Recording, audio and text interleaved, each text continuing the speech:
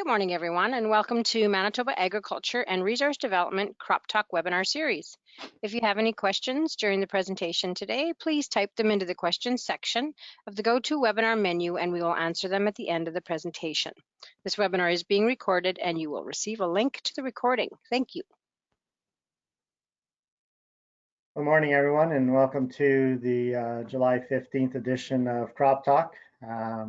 Today's webinar is going to have a little bit of a little different. We're going to be talking with Scott Chalmers, who's the manager of WADO Crop Diversification Center in Melita, and they do a lot of I guess on-farm or in trial research there, and we're going to get an update as to what he's been doing for projects this year, and hopefully maybe what their plans are for sharing that information with us this year. From there, we'll go into our crop scouting panel, and they'll be able to answer some of the questions that have been coming in over the past week. But before we go into that, last week I actually missed a question that came in. There was a few questions coming in, and I seen it, and I was aware that it was there, but I just forgot to ask it to our panel. So we're going to start this week off with that question, and it was regarding crown rust, and the question was, has there been any spotted in Manitoba yet, and what is what to look for, and what's the outlook? And Dave Kaminsky is here with us right now, and we're going to ask that question to Dave and get the answer from Dave. All right, thanks, Lionel. Yeah, I just heard about that request yesterday myself, so I decided to go out and have a look. And at the university farm here in Carman, there is a lot of Souris oats that's grown as a commercial crop, and I was able to find it quite easily there, and it looks as though it has been there for some time. Now, Alvin, farm manager, decided not to spray, so that's in the unsprayed condition. And an agronomist in the area, Jason Vogt, tells me that 80% of oats would be sprayed normally. I think that for the most part, the crop is advanced to the point where this is water under the bridge. Fungicide cannot be applied beyond a certain stage and still be effective. But any late crops that are of a susceptible variety might still be vulnerable to crown rust infection. As far as what it looks like, Lionel's gone to that second slide. Maybe we'll go back to the first one. And it's first evident as leaf pustules, which are yellow, orange. Those are the iridospore stage. And they will be kind of clusters or clumps of pustules. Then when it's more advanced, the next slide, Lionel, on the lower leaves, you'll begin to see black where the pustules were. That's the teleospore stage. So that means that it's been there for a while and it's advancing. It's the iridospores, the orange ones, that cycle within a crop, and so you'll see more disease developing if it's there. On those upper leaves, which look clean in the picture on the left, you can see some little dots. Those are the proto-symptoms, or where pustules will break out shortly. Did anybody online have any other questions about? I guess one maybe to clarify too would be application timing and kind of when is it kind of past the stage where applications can be done. Right.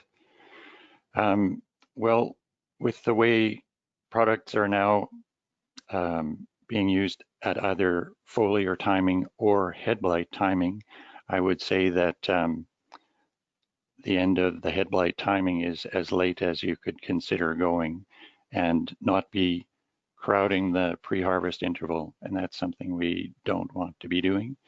So I would say After the heads are out and anthesis has begun, it's probably too late to be spraying if you hadn't already. Okay, thanks, David. And I hope we got that question answered. And so now what we'll do is we're going to turn it over to Scott, and we're going to get our update from WADO. Excellent. Okay, welcome everybody. My name is Scott Chalmers. I'm a diversification specialist for Manitoba Agriculture, and I work down in Melita here managing a research farm called WADO, or West Man Agricultural Diversification Organization. It's been around since about 2002, I believe, and I started around 2007 and have been here like a fixture ever since.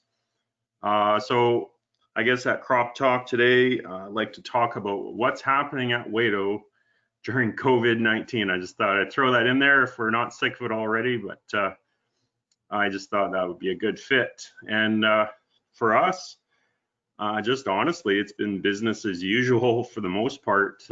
We were kind of wondering what was going to happen after Friday the 13th happened, but for nonetheless, we've continued working normally. We have probably our biggest year ever.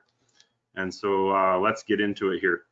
So we're part of 4 diversification centers across the province. We have some sister groups here. In Carberry, we have CMCDC. In Roblin, we have PCDF, and Arborg, we have Prairies East. And we all work together. Basically, we're all specialists and technicians with our staff, and we put in small plots, applied research, and we're all nonprofits. I guess for the exception of Carberry, we all have producer board of directors who help us make decisions on financials, staffing, and projects most of all. So, you know, we have positions there if you're interested. We have maybe a couple of board meetings every year. Be great to have some sort of influence from others within industry as well. I know CMCDC, they have close connections to the potato group there. So with that, I'll continue on here. Here's my trusty staff, except for the fella by the tractor there. He was our Frenchman. This is actually an old pitcher. He's last year's pitcher. He's in France, but we've got a new girl, Kayla Moore, who has taken that spot. And this is for most of us, the staff at WADO here. And if it wasn't for them, I wouldn't be here talking today because they do all the work and I get all the fun stuff. At WADO, we're part of the value chain or research continuum, I call it. Basically, it starts with an idea at the top and then it filters down, going through basic research and then applied. And then we do extension on it or technology transfer. And then finally, the farmers can pick it up and adopt that practice. And through all that layering, there's different layers of industry. So we have universities or diversification centers, Manitoba Agriculture, all working together, and they give us feedback from some of the projects that we do. Even the project itself gives feedback, and then it starts the continuum again, and it's all through the value chain here. So we get input from provincial strategic initiatives, our board of directors, many of the institutions and commodity groups provide input of what we do here, and of course we get public and private sector involvement as well. So at WADO this year we had 44 projects. 42 of those are field projects that are small plot, and we have around 2,600 plots this year. This is probably one of our biggest years that we've had, and it just kind of fell into our lap because of COVID, I would say. We picked up probably 200 or 300 more plots that we normally wouldn't do because Canada was struggling to find a home for some of these projects, and we ended up picking up, for example, a flax cadmium project that I'll talk about later here, just out of the blue because they didn't have enough technicians to put the field in. So we gladly took the project on and keep the research going forward here.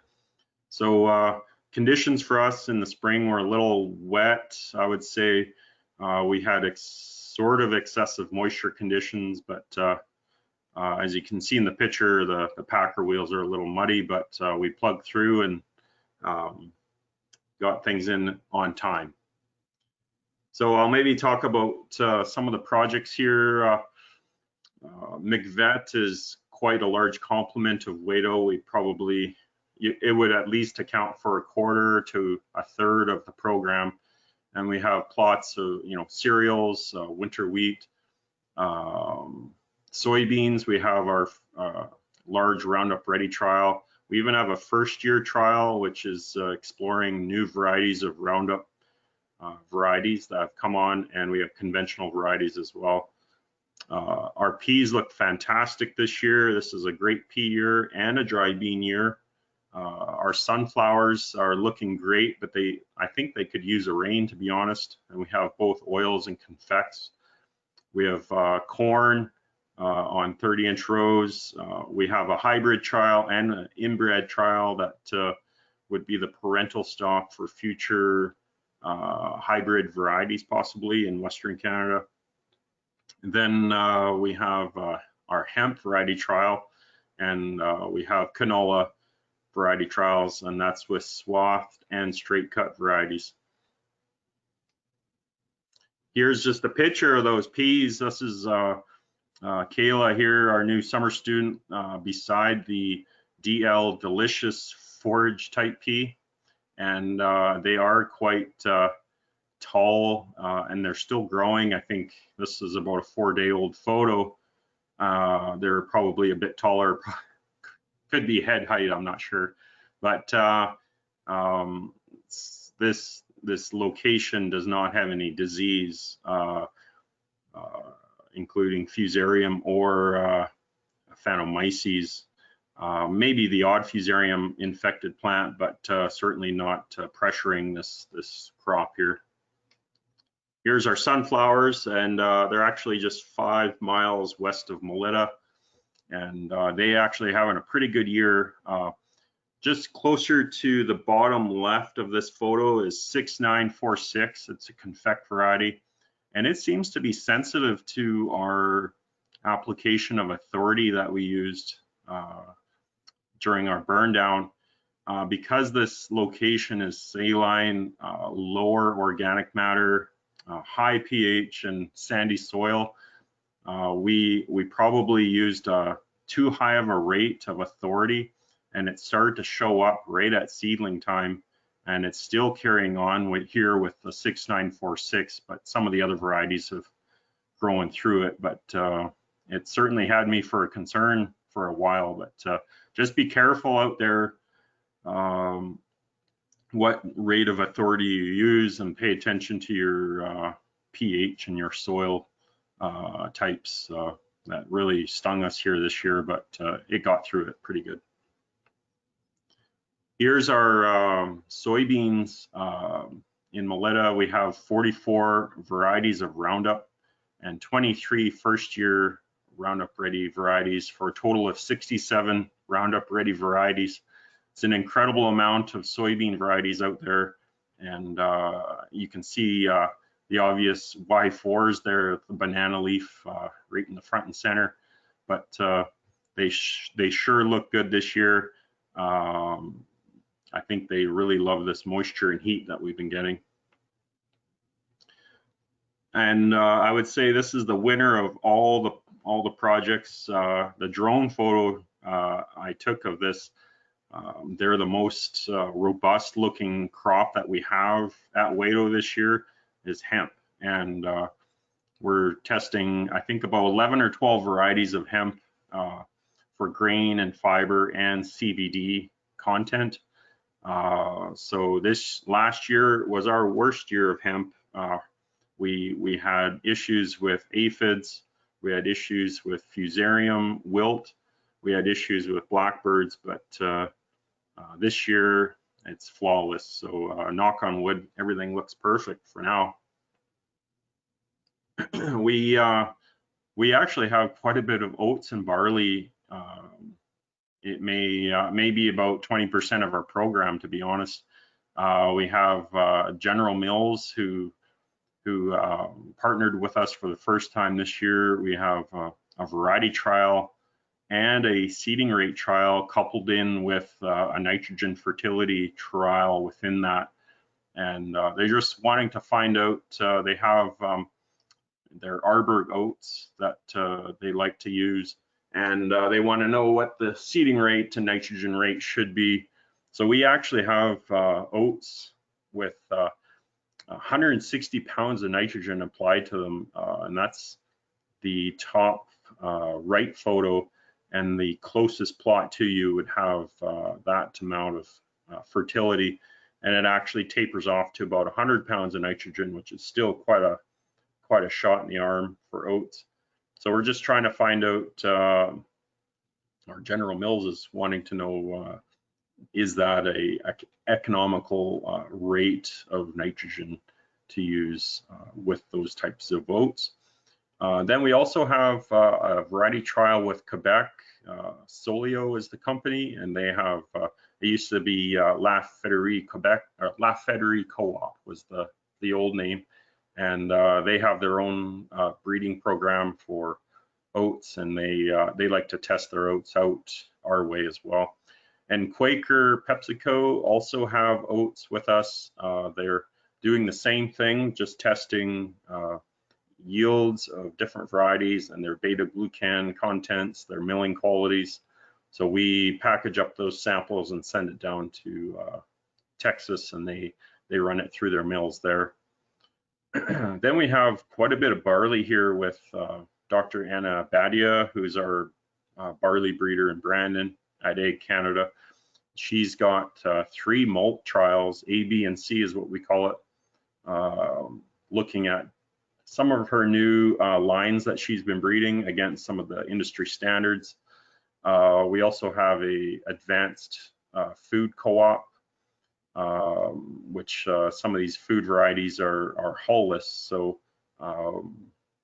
they certainly look like barley all day long until you combine them, and then you look at the sample and it's hull-less. So we'll be sending those samples to Brandon, and they do different testing on that as well.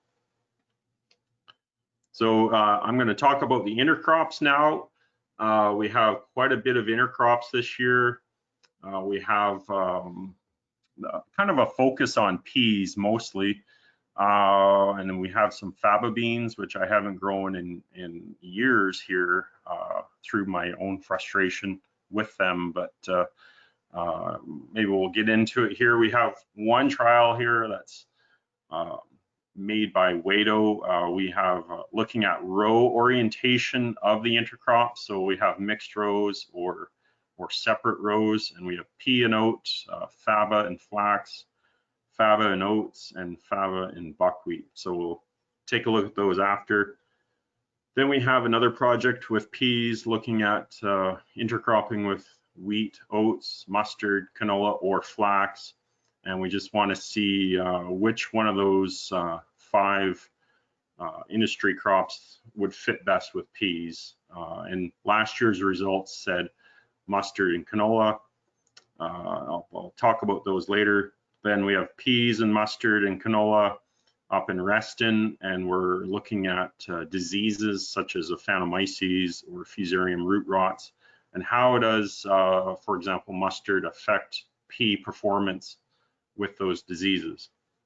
We also have another project with corn and hairy vetch, and we're trying to decipher which rate of glyphosate we can spray to suppress the vetch and then get some element of weed control, but then allow the vetch to come back from that glyphosate application. We also have a relay with winter wheat and soybean. I think this will be my final year. If it doesn't work out, I'm done with it, and we'll talk about that later. Then we have seeding rate trials with Roquette, and Roquette's our pea processor and portage, and they want to know what rate of canola, oats, or barley can we use within the pea stand to allow for maximum pea performance, but economically not suppress the pea yield, or spend all our money on canola seed, for example, and having too much economics at the forefront of the or the inputs, so that we don't make enough money at the end of the day. So we're trying to find out how to maximize peas, but have a hint of canola or oats or barley, just to add some benefits to the peas, such as standability, disease, those sorts of things. And they want to know, is there any difference on protein content, for example. So here's our winter wheat and soybean relay. What we're testing here is the economics. Does this make any sense? And I'm so skeptical of this. I see it in the States all the time on Twitter. People combining winter wheat or rye, and then the soybean is left behind to be combined later. I just don't get the economics of having to drag out the seeder or the planter twice and the combine twice, on the same field in the same year. And only get a certain percentage of what they would have got before. I'm really skeptical, but we're putting it to the test. And just for fun, we threw in a little experiment with fertility here. We've fertilized the winter wheat specifically with urea that was treated with or without agrotane. So we want to see, does the agrotane, maybe give us some more nodules or something on the soybean because of nitrates or something like that being inhibited. We'll see, but it's kind of a far out there project, but I just want to kind of myth bust the economics on that. Just doesn't seem to make sense to me, at least over the 49th parallel here. So here's our peas and oats with our row orientation intercrops. I think they look pretty good this year. So we're also doing a forage style test on this as if it was a silage, but we're also taking the grain harvest too. So we're kind of looking at two things here. We also want to look at diseases and weed control, that sort of thing, and of course yield at the end. Here's faba beans and buckwheat. Again, row orientation is the focus, trying to find out whether alternate rows or mixed rows is more beneficial. And to me, a lot of these look really good in alternate rows, but we'll see what the mixed row says. Here's faba and oats, same thing, alternate rows and mixed rows. And to be honest, they all look good. I'd be pretty happy as a farmer, but it all comes down to, are these threshable too? They have quite different threshing settings normally on their own, but are they compatible? Those are things we don't really know. This one specifically was tough to spray. We really don't have any sprays available in crop. So, as long as you get your burn off done properly, then you're left to just crop competition against weeds. So we'll see how that goes. And here's our flax and faba. This looked really good until the faba beans started overtaking the flax. And right now, I would say the faba beans are about a foot taller than the flax now.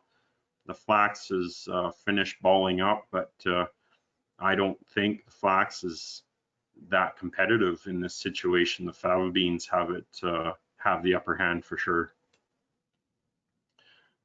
Here's one funded by Manitoba Pulse and Soybean Growers, the Western Grains Research Foundation, and CAP.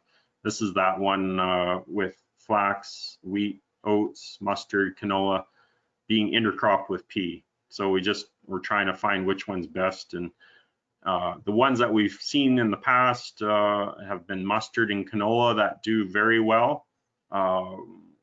Also, oats isn't too bad. It actually gives us a yield benefit as well.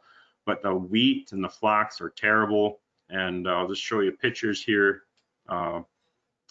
What happens is the tendrils seem to wrap up the heads or the balls of the flax or the wheat. And I don't think development is going on very well here. Having the head twisted up like that, I have my doubts on this, and you know, it's not what the wheat wanted.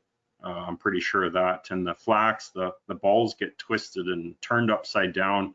And I don't think the bees can really get to the flower, to be honest. And then once we get combining here, the combine settings for wheat and flax are quite similar, but very different than pea.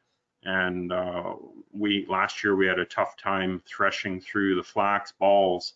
So we had flax balls within our pea sample, and they were difficult to separate.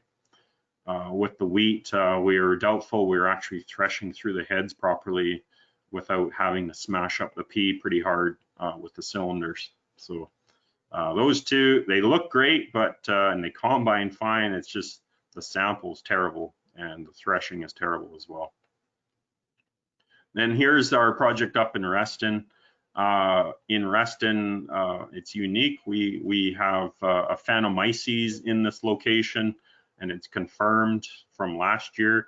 Phanomyces is a persistent soil-borne disease which infects pea, and their spores can last 8, 9, 10 years in the soil and wait for your next crop of pea or lentil to come along when it can infect it again. So kind of like clubroot and canola, you know, peas have this problem with the Phanomyces.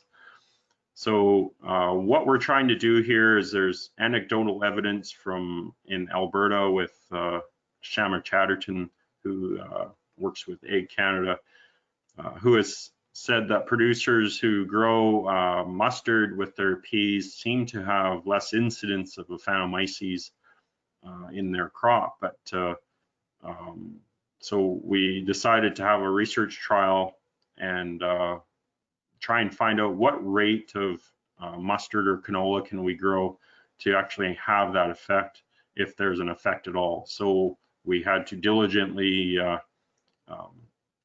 dig up roots of peas just before flowering here and send them to Shama, and they're doing DNA testing on the pea roots for a Phanomyces and Fusarium. And we're just trying to see if levels go down with having more mustard in the intercrop. So far last year there was a small hint that this may be a thing, but I'm critical of this because I just can't see how the ecology underground can work fast enough to actually suppress the Phanomyces that quickly when the infection happens so quick to begin with. Let's see if I got a picture here. Yeah, here's our staff. This is just after herbicide application, and we have peas dying already. And I would say at this location in Reston, we're not sure what rot it is, whether it's a Phanomyces or Fusarium, but 90% of the plants have some sort of root rot infection. So it's actually hard to find healthy roots, which if you look on the left photo, the left side is healthy roots, and then the right has been infected with something. And it's very quick and fast. Almost goes down the row as well through the root zone. So you tend to see the plant seems to be papery, lime green, if not almost dead, and it sometimes pulls right out of the ground like nothing. So we sent these samples away, and hopefully we get some results to get a handle of what's going on here. Then Roquette approached us this spring, and they would like to do some intercrop work. They're interested in the concept, and it was Jen McComb that and I that created these 3 trials. We're looking at peas and oats, barley and pea, and canola and pea, and we're just trying to find out the magic seeding rate of focusing on pea here more at the 75 to 100% seeding rate level, and then peppering in some canola or barley at maybe 25 to 50% levels, and seeing what that effect is. And they would really like to know, things like pea size or seed weight, disease, pressure, weed control, and protein levels, and maybe even what amino acids within those proteins are being shifted or changed, if at all, and find out what's going on. And possibly, the idea of taking on intercrop production as a contract, and then Roquette possibly separating it on the spot for you. And they want to see how easy that would be or not. So this is going to be a 3-year project we have, and we'll get some pretty solid results with it. And these plots, they don't have any nitrogen applied, so it's really focused on the pea, and the companion crop is kind of a secondary item. We have another project here looking at corn and vetch. The idea is to harvest the grain on the corn. I suppose you could take it for silage as well, but then also have a living growing cover crop underneath, which would be the vetch. And we want to know what rate of Roundup can we use to suppress the vetch but not kill it, so that it will grow afterwards, allow the corn to get ahead and flourish. So this is year 3 of this, and generally we find about the half-liter rate of Roundup is the number 1. The 0.2 liter is just not enough to kill the weeds, and so I would suggest maybe a 0.33 liter per acre split application would likely work best. And so we measure the amount of vetch that's underneath this after grain harvest, and we add that to the total biomass of the whole system to try and get an idea of overproduction. And last year I think we had 1 to 2 metric ton dry extra biomass than just having corn alone. So this would probably fit a livestock producer very well. And then still give you the option if you wanted to take the corn, if corn prices were good enough. And then we have a whole ton of other trials here looking at fusarium head blight, high yield wheat using plant growth regulators and fungicide. Ducks Unlimited has a project with us. We have a nitrogen ramp on oats that John Hurd encouraged us to do. We have a chicken manure project, which is a 3-4-3 product, up to 100 pounds an acre on canola.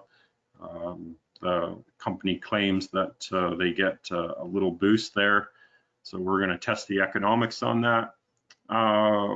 We have a flax screening project, a flax herbicide trial with Armezon. We have a flax variety co-op. We even deal with a hops grower locally here in Boissevain, and so we're they're agronomists for them. We also have an orchard in town here, and we're trying to increase some of our rare seed that we have. We have some teff and Facilia, those sorts of things. We'll talk about those here. Am I good for time? Is everybody still live? Yeah, you're good for time. You got about another, I don't know, 5 to 7 minutes. Okay, good enough. Okay, so we have a fusarium head blight modeling project. So we've got winter wheat, durum, spring wheat, barley, and yeah, those crops. And then we have weather station here and a spore trap. This is a project with the University of Manitoba, Manassa. It come out yesterday, and we did a little video on it. Just trying to validate the current model we use for fusarium head blight. And kind of ground truth it to our own variables and varieties. And so our students there are counting spikelets with fusarium infection. But we seem to have low infection rates this year, despite having quite a bit of rain at that time. Just guessing the conditions weren't favorable, I guess. Ducks Unlimited here. They have a little project with winter wheat and basically looking at 3 of the high yielding winter wheat varieties. We have Elevate, Gateway, and Wildfire.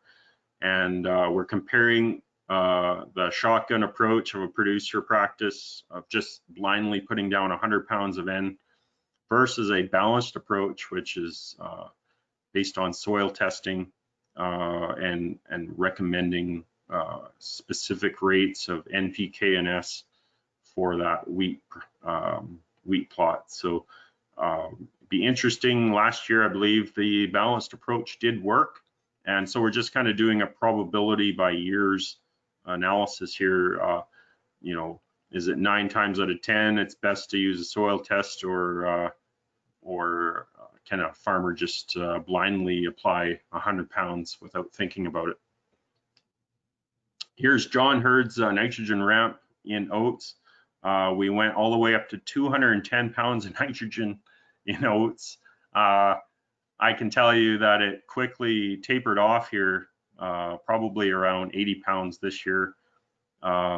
You can see our 0 checks there, but 210 is quite the dose. We actually had to drag the seeder through twice to hit the rate because our seeder wouldn't go up to 210 pounds of nitrogen. Here's our flax project here, screening for cadmium. So we have 215 varieties of flax from around the world. This is a project with Ag Canada that they asked us to do. So there's some real interesting phenotypes here. And basically we get, all we need to get is about 10 or 20 grams of seed and send it back to Saskatoon, and they test for cadmium, which is a huge concern in flax for marketing. So these could be future parental stock of future lines of flax, and they're just trying to find out who's the good, bad, and the ugly. Here's our project with flax and Armezon. It's a chemical I've never worked with before, but you can use it in crop. And we wanted to know, is there any concern by stacking herbicides, such as can we spray Authority and then Armezon, or can we use Armezon and bromoxynol as a combination? Those were our questions. Unfortunately, when it comes to herbicides, I wish I had more treatments, because we did see some effects here. I'm not saying it's Armezon, but certainly I think it was bromoxynol and or MCPA. We had some liming going on and stunting, but I really don't think it was the Armezon. I'm pretty sure it was just bromoxynol, but I never did have the alone bromoxynol MCPA check without Armezon. I wish I did, but we'll see how the results come along here. Then Dr. Helen Booker, who's our flax breeder in Saskatoon, is now taking a new job in Guelph. This is her flax co-op, and looks pretty good here in Meletta. Really nice flax here. And I mentioned that we work with hops. This is our hops grower last year, giving a tour to an open house that he had. And he's been getting about 1,000 pounds an acre hops dry from his operation. He's got about 7 or 8 acres very labor intensive, I would say, very heavy on fungicides and insecticides. It's a very busy little farm, and it is working very well. Most of his product is already sold before he grows it. He just has to grow it and supply it to the brewers, and it's mostly the microbrewers that are interested in his product. And then I mentioned about a small little seed increase here. We're trying to make more chickpeas and Phacelia and chickling vetch for ourselves. We find it hard to get this seed, and you know, we hope to maybe do some future work with this kind of stuff, but we just got to get some more seed going. So we have this little demo project, and boy, the Phacelia looks really good this year. First time ever growing it, and the bees are just insane in it. I know PCDF is doing a little bit of work with growing small rates of Phacelia within spring wheat, and seeing if there's any yield effect by intercropping those two together. Phacelia would be, you know, kind of almost like a drug for bees. It's the smell that it gives off, the bees just flock to it. So I actually used it in a pollinator strip that I have no-tilled pumpkins, so that I hope to attract the bees to bring bees to my pumpkins. And so we'll see how that goes here. So if you're looking for our information, we have a website. It's Manitoba Diversification Centers.ca, and we post all our annual reports from over the years. Our events are on there too as well, and a little bit about who we are and what we do. And with that, I think I'll finish up here.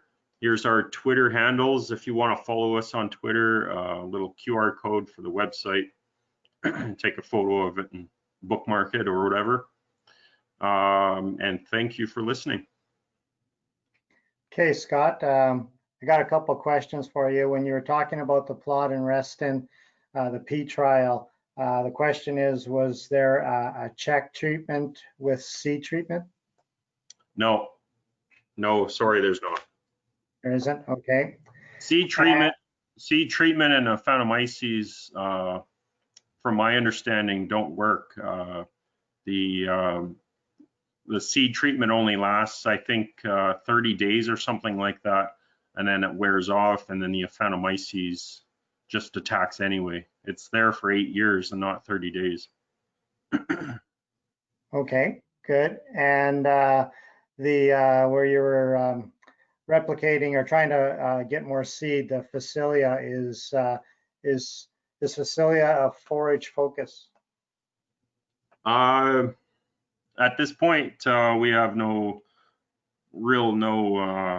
objective with it, other than to have the seed on hand for future use. We may use it as a cover crop,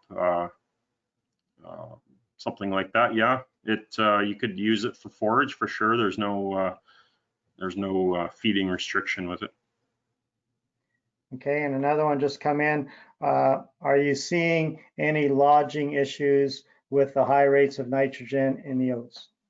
Not yet, and we're really curious about the high seeding rate as well, with the stem shattering or breaking off, basically trying to hold up the stand. So it's just about at that time, and I know the oats are in milk stage right now, so maybe when the seeds start to firm up and get heavier, we'll see that happening more.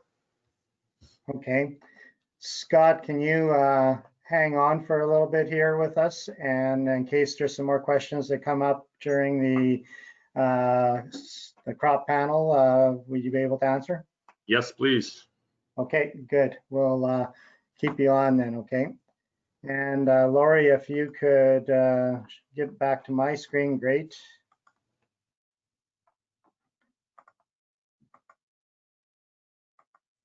And we'll get to the crop scouting panel.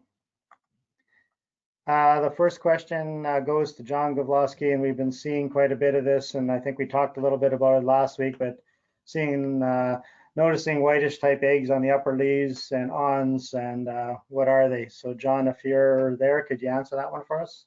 Yeah, so these actually aren't eggs. These are pupal clusters of a parasitic wasp called Cotesia. And the reason they're there is likely some of the armyworms in these fields were parasitized. When Cotesia lays eggs into an armyworm, they usually lay a batch of sometimes a few dozen eggs into one caterpillar. And when the caterpillar is in its final days, they end up climbing and usually dying at the top of the plants. We have seen these clusters down lower as well. When the wasp larvae emerge from the armyworm, it happens almost simultaneously, and within minutes you get these clusters of pupa cases, often at the top of the heads, but like I said, sometimes lower. Usually about 5 to 7 days later, these would be hatching into wasps that will be then flying around looking for more armyworms or other caterpillars to parasitize. Great, so beneficial to have around. Okay, next question is for John Hurd. Looking at boosting wheat protein and looking for some advice. So John has put together a couple slides here, and he is going to, I guess, give us his ideas on boosting protein. Okay, thanks, Lionel. I trust you can hear me okay because I'm out at a field day, but I'm away from them now. So the pointers on late supplemental nitrogen for protein, we've done a number of studies and comparisons in Manitoba, and have just kind of outlined some of the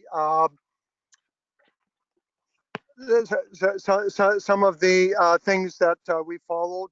I've listed there in one of the slides the PAN or post-anthesis nitrogen recipe, and it's been tested by NDSU. We have a track record of doing it, and so it's the 30 pounds of nitrogen is 28% mixed with 10 per, yeah, so that's 10 US gallons per acre. We dilute it 50-50 with water and apply 7 to 10 days after the Fusarium head blight spray. So we're getting close to the timing. And to avoid the heat of the day, and normally evening applications have been good.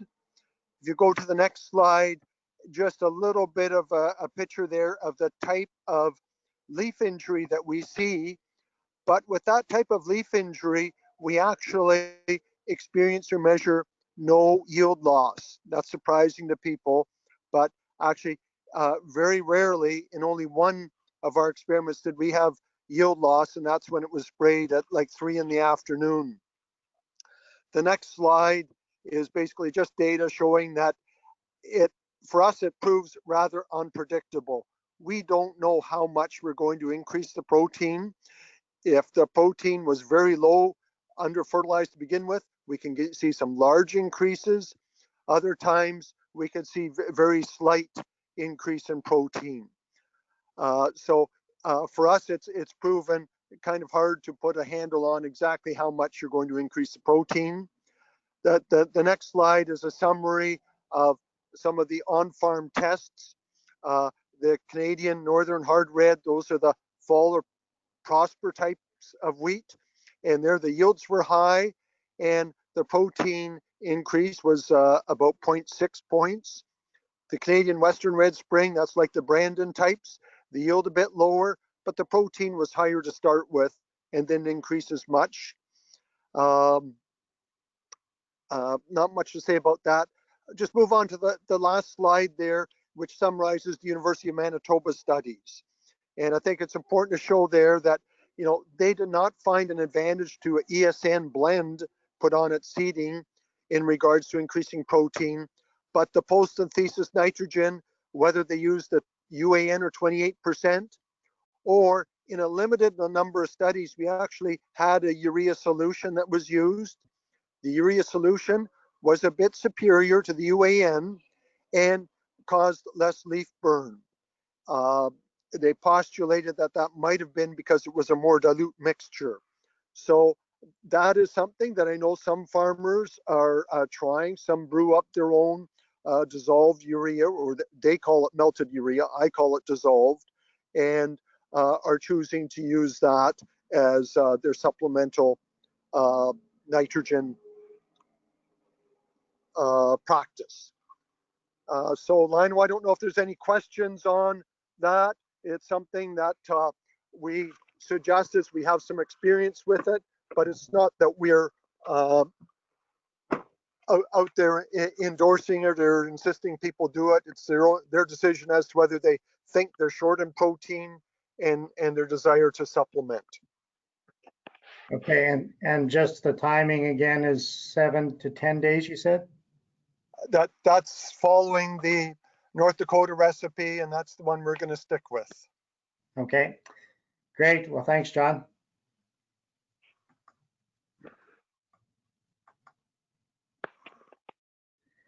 Okay, the next question will go to John Gavlowski. Getting to that time when we should be beginning that time where diamondback moth might be starting to be an issue. Could you maybe just go a little bit through the scouting and the threshold numbers for diamondback moth? Yeah, so this time of year, whenever you're scouting your canola fields, it's a good idea just to shake a few plants and look and assess what your diamondback population is like. When we get into the early potting stages, the scouting gets even more critical. It's really the feeding to the pods that is most potential for damage, but now is a good time to be scouting.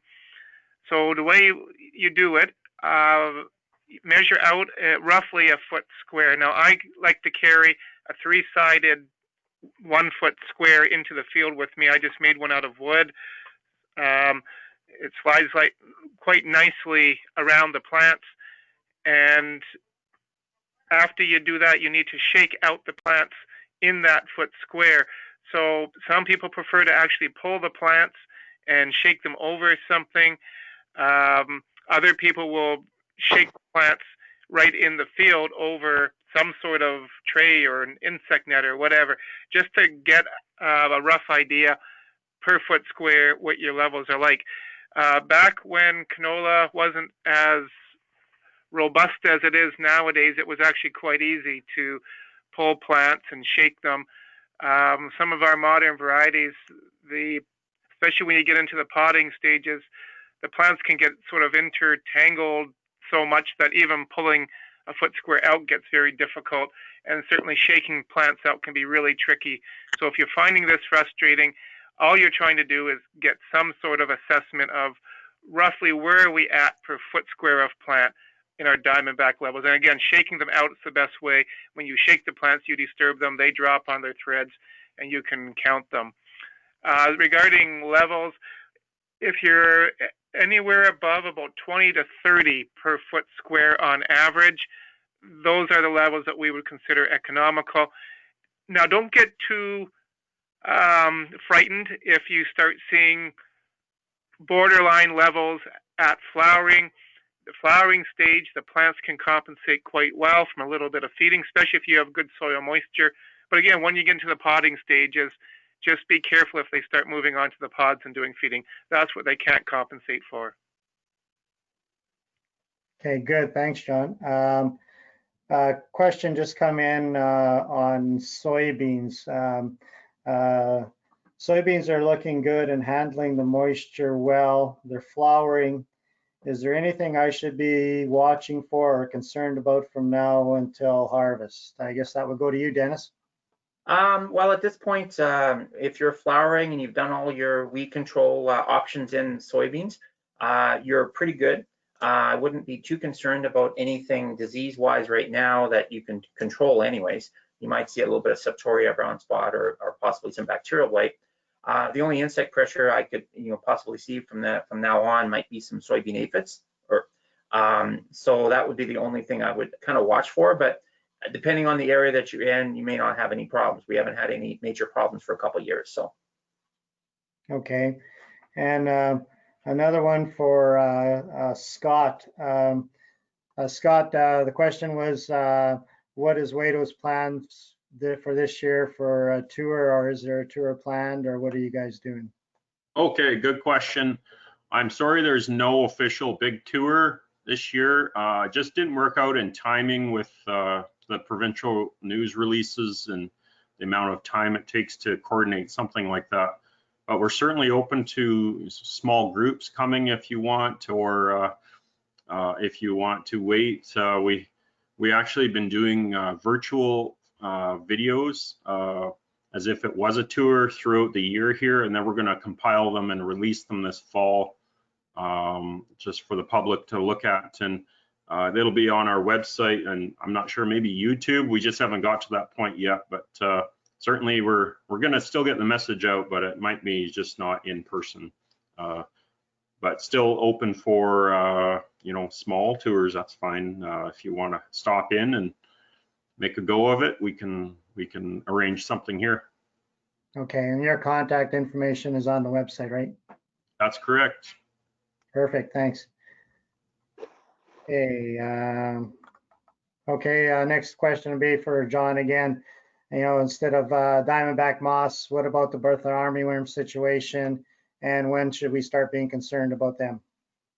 Yeah, so we've got the traps up right now, and the traps pull in the adults. So what we've been finding is the highest population so far seem to be in that Killarney, the southwest central region to the southwest. So definitely watch your fields.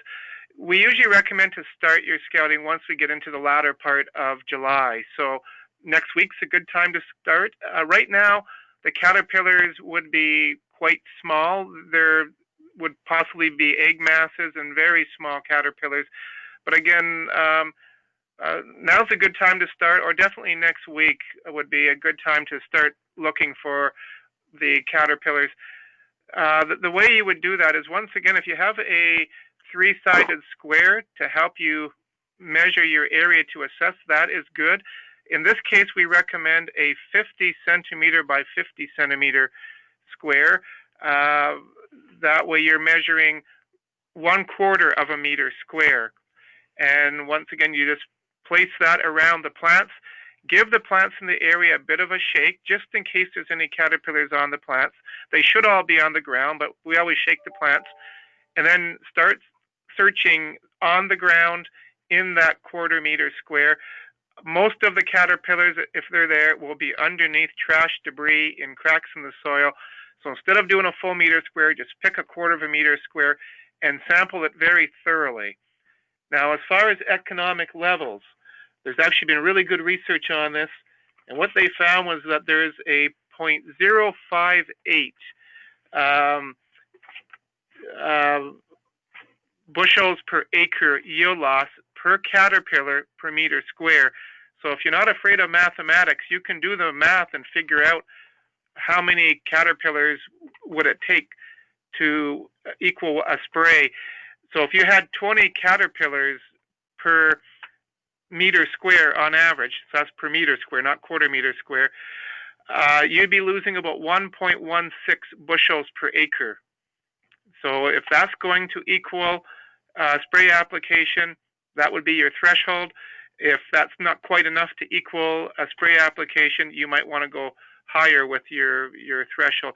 But you can, we've got tables in our guide to crop protection. That value is in the guide to crop protection and in our fact sheet. And in our fact sheet, we've also got a table that helps you fine tune your thresholds. Okay, great, John, thank you. Well, the next slide isn't a question. It's more of a thank you. Thank you to Tammy Jones. She's been working with the Manitoba Ag staff and producers across the province for a while here, and she is going to be leaving us. So her knowledge and her presentation skills are definitely going to be missed. And we'd like to wish her good luck. And I guess hoping that we can still call on her for some of her good information, and maybe even coming on to Crop Talk every once in a while if she can. So Tammy, thanks for working with us.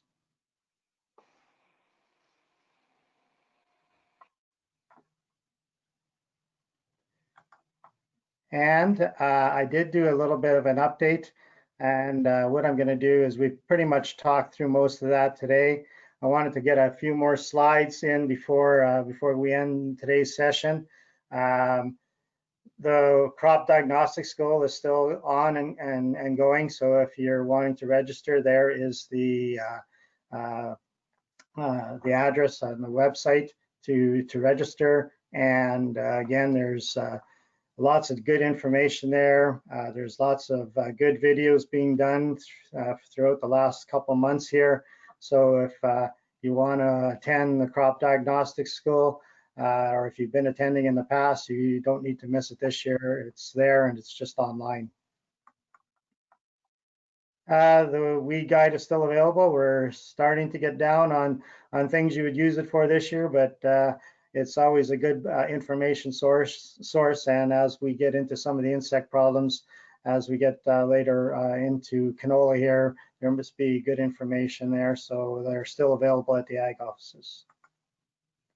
Seasonal reports, again, they're up. They're on our website. So if you're wanting weather information, if you're wanting information on insects, disease, weeds, go to this link and it'll take you right to our website, and those get all that information there.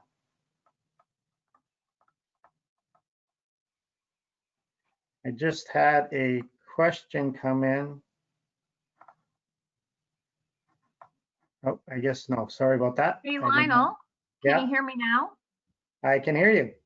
Excellent. I just wanted to say thank you, but I also wanted to add one note.